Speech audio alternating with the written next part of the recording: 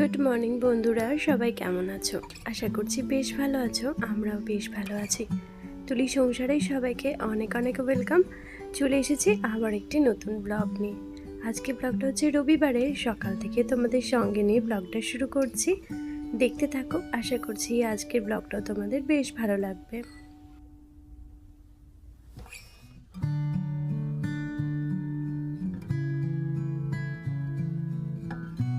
সকালবেলা ঘুম থেকে উঠেছি বেশ কিছুক্ষণ, যদিও রবিবার, কিন্তু ওই যে মা আছে তো সেই জন্য অনেকটা সকাল সকালে ঘুম থেকে উঠে পড়েছি। আর ওঠার পর চাটা খাওয়া দাওয়াও হয়ে গেছে, আর এদিকে চেঞ্জও করে নিয়েছি। তো তারপর ভাবলাম বিছানাটা গুছিয়ে নিই। আর এই যে ইন্দু সোনা কালকে পড়তে বসেছিল রাত্রে একটু, আর সন্ধ্যের দিকে একটু গানও করেছিল, কিন্তু সে হারমোনিয়াম বা বইপত্র কিছুই তোলা হয়নি। আসলে মানে মা এসেছে তো মায়ের সঙ্গে গল্প করতে করতে ওই সমস্ত কিছু হয়ে ওঠেনি, ঘরটা আর কালকে গুছিয়ে রাখতে পারিনি। তারপর ভাবলাম কাল তো রবিবার, রবিবারেতেই গুছিয়ে নেব। তো এখন এই যে বিছানাটা গুছিয়ে নিচ্ছি। আর আমার বিছানার চাদরটার কি অবস্থা করেছে দেখো, নতুন চাদর, কিন্তু ওই আমার বিনিশোনা পেন দিয়ে লিখে বা পেন্সিল দিয়ে রং টং করে একদম ভর্তি করে দিচ্ছে সমস্ত চাদরেতে। বারণ করছি কিন্তু কিছুতেই কথা শুনছে না, ছোট তো, জানি না, তো সব সময় এরকমই করে। কিছু কিছু সময় বারণ করে দেখি, যখন শুনছেই না তখন আর বারণ করি না, যখন নিজের মনে হয় নিজেই বন্ধ করে দেয়। যাই হোক, এই ঘরে বিছানাটাই আগে গুছিয়ে নিলাম, যেহেতু একটু অগোছালো হয়েছিল তো তাই আগে এটাই গুছিয়ে নিলাম। তারপর ওই ঘরে বিছানাটা চেঞ্জ করে নেব, মানে ওই বিছানাটা একটু গুছিয়ে নেবই আর কি। তো বিছানা গোছাতে গিয়ে দেখি জানালাটা তো 2-3 দিন মোছা হয়নি, তাই আগে ভাবলাম জানালাটা মুছে নিই। আর এটা কিন্তু রোজই মোছা হয়, মাঝে মধ্যে হয়তো 2-1 দিন গ্যাপ পড়ে যায়, নাহলে কিন্তু প্রায় প্রত্যেক দিনই চেষ্টা করি এই জানালাটা মুছে দেওয়ার। কারণ কি, ওই যে সবসময় তো এই জানালাতে কিছু না কিছু রাখা হয়, সেই জন্য।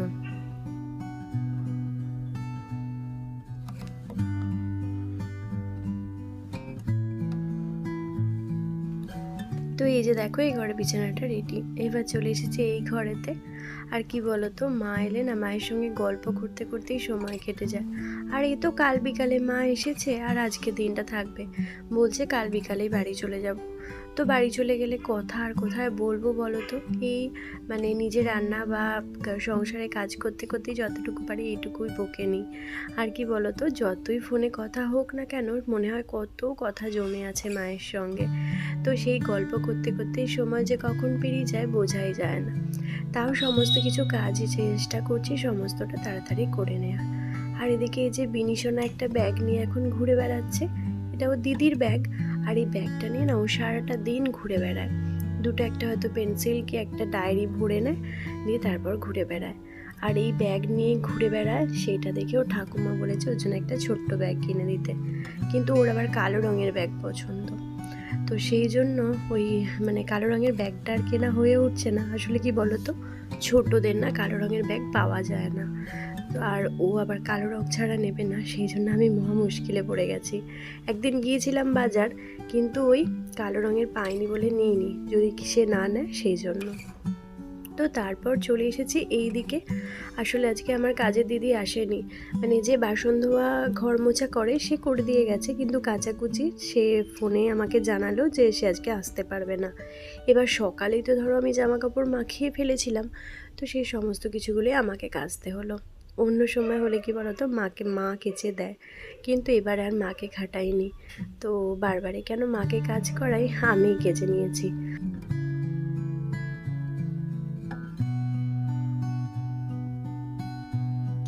আর কালকের বেশ কিছু জামা কাপড় ছিল যেগুলো শুকায়নি, সেগুলো আজকে সকালে মিলে দিয়েছিলাম, রোদের আঁচটাতে শুকিয়ে গেছে। আসলে কি বলতো, ওই আমার কাজের যে দিদি আছে কাচাকুচি করতে আসে, সে না অনেকটা বেলাতে আসে, মোটামুটি 11টা বলতে পারো। তো সেই জন্য না অনেকগুলো জিনিসগুলো শুকায় না, যখন খুব রোদটা থাকে তখন শুকিয়ে যায়, বাদ বাকি সময় শুকায় না। তো সেই জন্য আমি ওকে বলি তাড়াতাড়ি আসতে, কিন্তু ওর আর আসার সময় হয়ে ওঠে না। যাই হোক, ওগুলো পরের দিনে শুকিয়ে যায়। আর এই যে বাগানের সমস্ত কিছু মানে কাচাকুচি ঘর পরিষ্কার সমস্ত কিছু কাজকর্ম করে নিয়ে এখন চলে এসেছি জলখাবারটা বানিয়ে নেওয়ার জন্য।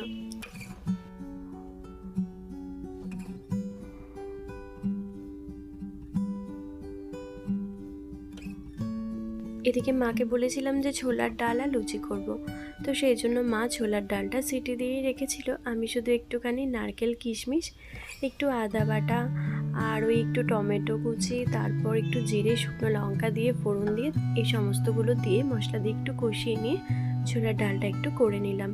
আর সঙ্গে জানো তো মা এদিকে লুচির যে ময়দাটা সেটাও মেখে রেখে দিয়েছিল। তো আমার কোনো অসুবিধাই হয়নি। আর এই যে ছোলার ডালে শেষে একটু কাঁচা লঙ্কা দিয়ে দিচ্ছি। শুকনো লঙ্কাটা দেওয়া হয়নি ফোড়নেতে, ভাবলাম একটু কাঁচা লঙ্কা দিয়ে দিই, সেটাও কিন্তু খেতে বেশ ভালো লাগে। আর ছোলার ডাল তো একটু মিষ্টি মিষ্টি হয়, তাই একটু চিনিও দিয়ে দিয়েছি। তো মোটামুটি এই যে দেখো ছোলার ডালটা হয়ে গেছে। আর মানে খুব ভালো হয়েছিল খেতে, জানো তো। একটু নারকেল আর কিশমিশ দিলে খুবই ভালো লাগে। তো এরপর তেলটা গরম করে নিয়েছি, আর মা লুচি ময়দাটা মেখে পুরো লিচিগুলো করে রেখে দিয়েছিল। প্রথম কয়েকটা লিচি আমি বেলে নিয়েছিলাম, কারণ একটু তাড়াহুড়ো ছিল। তারপর মাও শেষের দিকে কয়েকটা লুচি বেলে দিয়েছে। আসলে কি বলতো, মায়েরা এরকমই হয়, মানে সন্তানের কোনো কষ্টই যেন দেখতে পারে না। তো যতই মাকে বলি না কেন যে চুপচাপ বসে থাকো, কিন্তু মা একটার পর একটা কাজ করেই যায়। এই যে দুদিন আগে শাশুড়ি মা এসেছিল, তিনিও কিন্তু তাই একই অবস্থা। যতই বলি না কেন চুপচাপ বসে থাকো, বা শরীর টরীর অসুস্থ, কিছু করতে হবে না, কিন্তু কে শোনে কার কথা। উনি কিন্তু ওনার কাজ ঠিকঠাক করে যাবেন। আবার ওনার ইচ্ছা হচ্ছে ওনাকে রান্না করতে দিতে হবে, রান্না না করতে দিলে ওনার একটু রাগ হয়ে যায়। কারণ কি, রান্না করতে খুবই ভালোবাসে, আর এখনও রান্নাটা করেই যায়। আর আমার মা যেহেতু রান্না করে না, সেহেতু মা মানে রান্নার দিকটা অতটা যায় না। ওই বাচ্চাগুলোকে মানে মেয়েগুলোকে চান টান করিয়ে দেওয়া, তারপর ধরো একটু খেতে দেওয়া, একটু ঘরটর গুছিয়ে দেওয়া, এই জিনিসগুলো কিন্তু মা করে দেয়। তো এদিকে অনেকগুলো লুচিও হয়ে গেছে, মোটামুটি অনেকের খাওয়া দাওয়া হয়ে গেছে। এরপর যে রান্না করার পালা। লুচি টুচি খেয়ে তো বসে থাকলে হবে না, একদিকে বসিয়ে দিয়েছি ভাত, আর এদিকে বাঁধাকপিটাও মা মানে রান্না যেহেতু করবো, তো সেহেতু বাঁধাকপিটাও কেটে দিয়েছিল। তো বাঁধাকপিটা এখন একটু সেদ্ধ করতে বসিয়ে দিচ্ছি। আসলে কি বলতো, এই গ্রীষ্মকালে বাঁধাকপি না সিদ্ধ না করলে না একদম হয় না। তো সেই জন্য যখনই রান্না করি না কেন, এই গ্রীষ্মকালে বাঁধাকপিটা একটু আমি সিটি দিয়ে রান্না করি।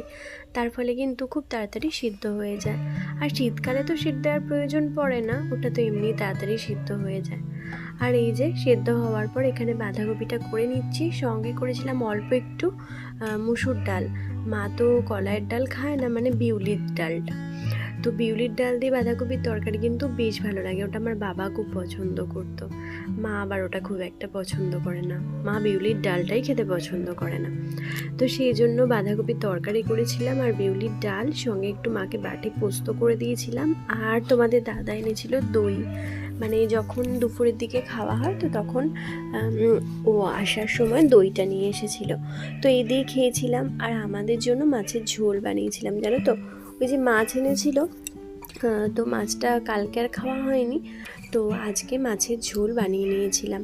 এমনি ওই পেঁয়াজ রসুন দিয়ে একটুখানি, আর আলু দিয়ে মাছের ঝোল। তো এই করেই খেয়েছিলাম। একটু পটলও দিয়ে দিয়েছিলাম, কারণ পটল আলু দিয়ে মাছের ঝোল খেতে না আমার খুব ভালো লাগে। তো এই যে বাঁধাকপিটা ওদিকে প্রায় হয়েই গেছিলো, জলটা একটু একদম শুকিয়ে গেলে তারপর নামিয়ে নেব। আর এরই মাঝখানে ডালও হয়ে গেছে, বাটি পোস্তটা ভাবলাম একদম শেষে রান্না করব। মানে শেষে তো একটু পোস্তটা ফুটিয়ে বাটিতে বসিয়ে দিলেই তো হয়ে যাবে। তো খাওয়া দাওয়া তো এখন দেরিই আছে। আর এই যে মাছের ঝোলটা এবার এখানে রেডি করে নিচ্ছি।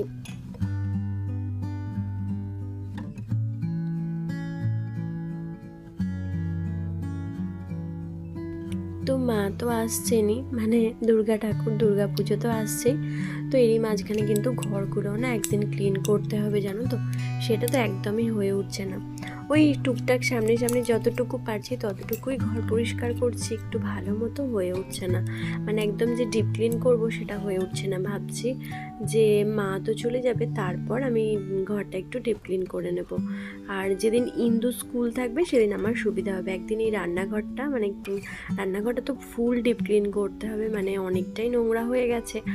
আর ওই মামুনি ওরা এসেছিলো তখন দেখি তো রান্নাঘরটা আর পরিষ্কার করা হয়নি, ওই সামনে সামনে যতটুকু এমনি পরিষ্কার হচ্ছিল। তো মামুনি ওরা চলে যাওয়ার পর একদিন ভেবেছিলাম করব, কিন্তু করা হয়নি। একবারে 2-3 দিন পরই ভাবছি করে নেব ডিপ ক্লিনিংটা।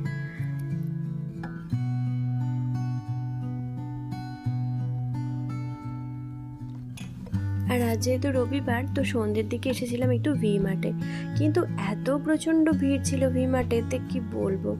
মা তো কোনোদিনও ভি মার্ট আসেনি, তো ভাবলাম মাকে নিয়েই যাই, আমিও যাই, আর সঙ্গে মানে মেয়েদেরকে সবাইকে নিয়ে একবারে ভি মার্ট থেকে ঘুরে আসি। আর এখানে কয়েকটা জিনিস কিনেওছি, যেগুলো তোমাদেরকে মানে অন্য একটা দিন শেয়ার করব, মানে যখন পুজোর শপিংটা শেয়ার করব তখনই শেয়ার করব।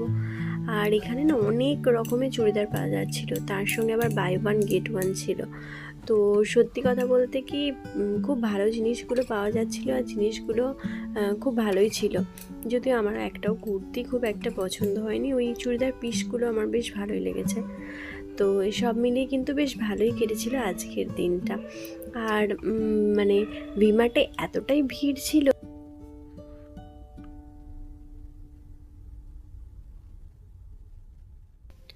মানে এমনিতে পুরো ভি মার্টটাতে তো ভিড় ছিলই, আর যেখানে বিল কাউন্টার ছিল সেখানে তো অনেক ভিড় ছিল।